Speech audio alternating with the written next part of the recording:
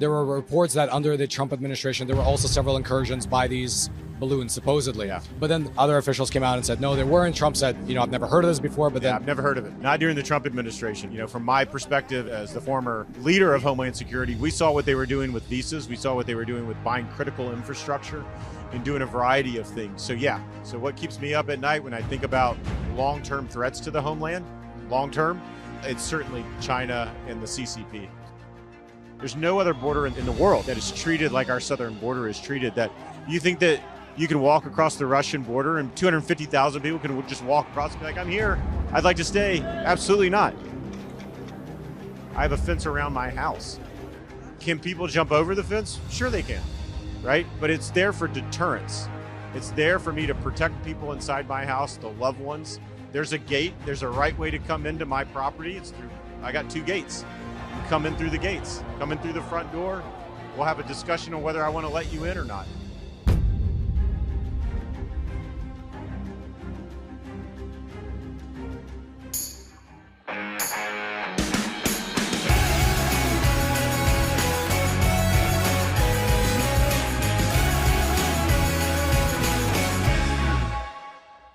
Secretary Wolf, thank you for joining us. Thanks for having me. All right.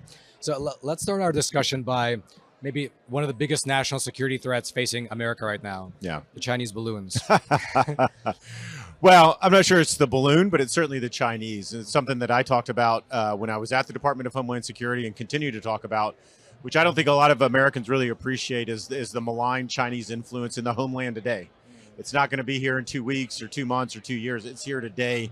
And they're doing things today that we need to get serious about.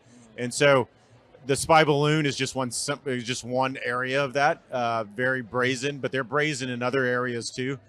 From my perspective as the former leader of Homeland Security, we saw what they were doing with visas. We saw what they were doing with buying critical infrastructure and doing a variety of things. So yeah, so what keeps me up at night when I think about long-term threats to the homeland, long-term, it's certainly China and the CCP. So let me ask you, maybe because when I, or maybe some civilian who's not in the government, looks at the fact that the Chinese are buying up this farmland or buying this wind farm next to the Air Force base in Texas, or these other examples, we look at that and we think, like, how can that be possible? Right. But then internally, when you are running the Department of Homeland Security and you look at that, is it just the fact that because America's system is so open that you can't really do anything about it? How does that work? Yeah, I think that's it. I mean, we've got a very open, liberal economic system and the like. And so we encourage not only investment from U.S. citizens, but from foreign citizens. It's just the way it's been for any number of years. And so what I talk about, particularly as it relates to China, is reciprocity. And this idea that, you could be a Chinese national and come in and buy that property miles from a military base. Do you think U.S. citizens can go to China and buy a Chinese property miles from one of their? Absolutely not. So we need to get serious about what's going on here. We've admired the problem, I think, for years and decades. But they are in this for the long, they being the CCP in China, they're in this for the long haul. And they are fundamentally taking steps to defeat the United States, both economically, diplomatically, and militarily. And at some point, it's going to be too late if we don't wake up and start doing things that have some effect today. Yeah.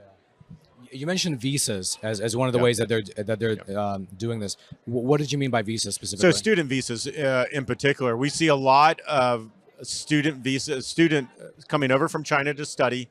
What we also know is that some of them are stealing some of those intellectual property and taking it back to the CCP. The way in which we administered student visas was crazy. And we tried to take some changes in the Trump administration. Biden administration rolled that back. This idea that you can come in on a 2-year student visa and then extend for another 2 years and then extend for another 6 years without talking to an immigration official. Why do you want to extend? Where are you studying? You need to get that intelligence from them. It's not the way it occurs in China. They're going to give you a very finite period of time, and guess what? You're going to have to talk to someone from the Chinese Communist Party if you want to extend that. So this idea of we really need to understand what they're doing, who they are, who's funding them, and the like. So we took a number of steps to try to rein that in, both from a student visa perspective, and I just don't think that the Biden administration is that serious about it. I haven't seen them be that serious about it going forward.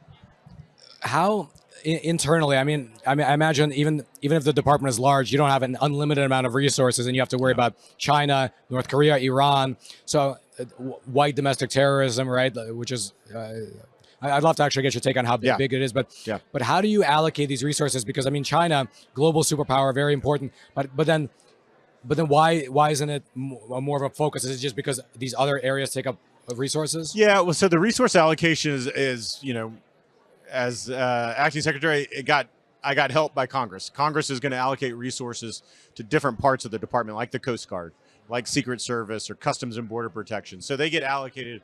Now the question is really, I think your question is, how do you prioritize? Where do you tell them to, hey, spend more of your resources here versus here versus here? And so that's a dynamic conversation with them, right? There are certain things by law that the department has to do, right? So it's a sort of what I call no-fail missions. You got to do this day in and day out. TSA, you got to screen passengers every single day. But where do they spend some of their other resources on some of those longer-term threats?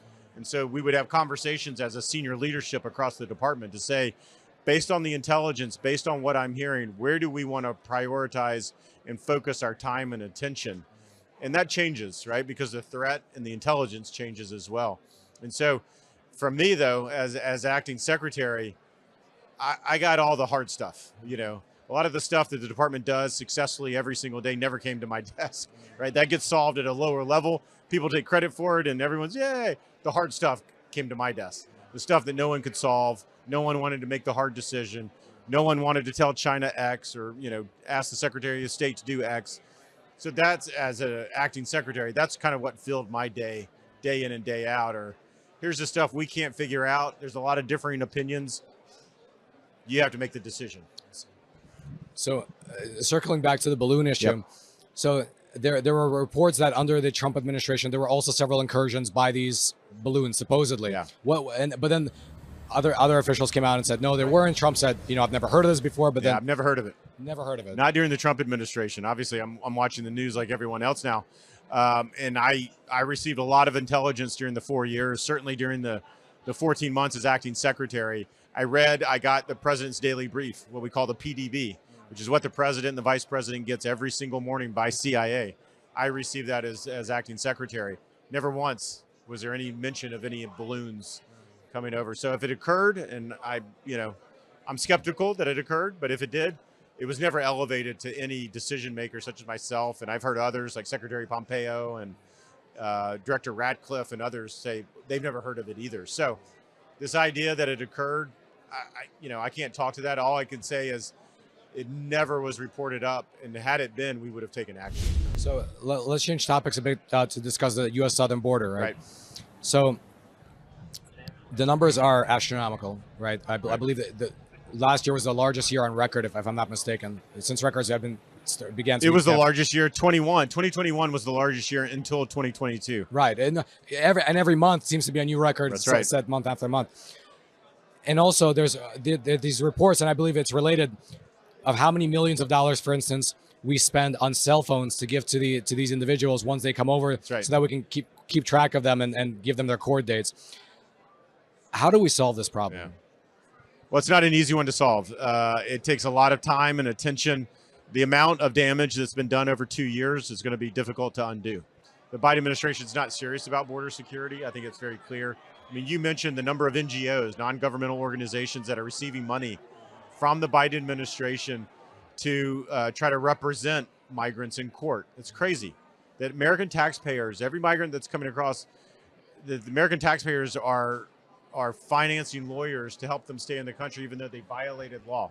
This is absurd. But this is what we see from the Biden administration time and time again. So it takes a concerted approach to answer your question. You've got to work with partners south of you, Mexico, El Salvador, Guatemala, Honduras, and others. You've got to get serious with enforcing the law and bringing deterrence back into the system. I mean, there's a reason that 250,000 people decided to walk across the border in December.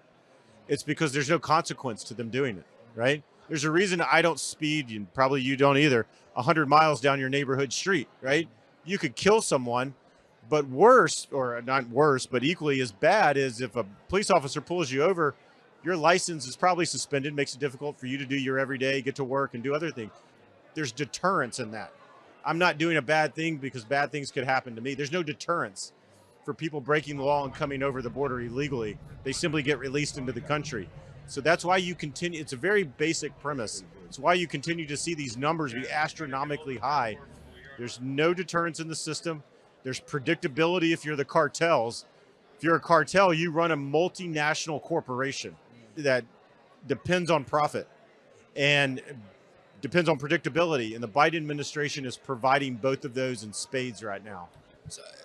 But maybe I'm naive, or I just don't understand, because if I'm running a household and there's a porous fence and you know, the next door neighbors are constant, like, I'm just trying to think of it from that perspective. Like, if it was me, I would drop everything and fix that problem.